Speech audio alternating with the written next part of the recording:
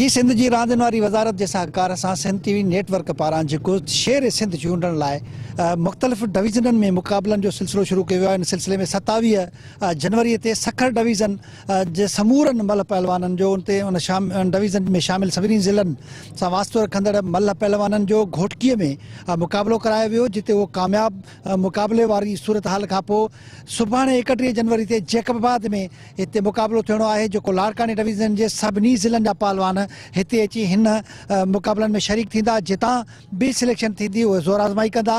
उन सिलसिले में हिते मैदान तयारु कयो पियो वञे। मैदान जी तयारी वारस जेके इंतज़ाम आहिनि उहे कया पिया वञनि। हिते हिकिड़ो ज़बरदस्त मार्के ज़बरदस्त हिकिड़ी ज़ोर आज़माई जी तवक़ो कई पई वञे, छो जो हिते बि भरपूर रांदि जे शौक़ीन बि रहनि था, त मल पहलवान बि ज़बरदस्त रहनि था, जंहिंजो चवणु आहे त हू इंशाअल्लाह ताला मैदान मारे सिंध में इहो पैगाम मोकिलींदा त लाड़कानी डिवीज़न जो बि ज़िलनि में हिकु ज़बरदस्त क़िस्म जा पहलवान रहनि था।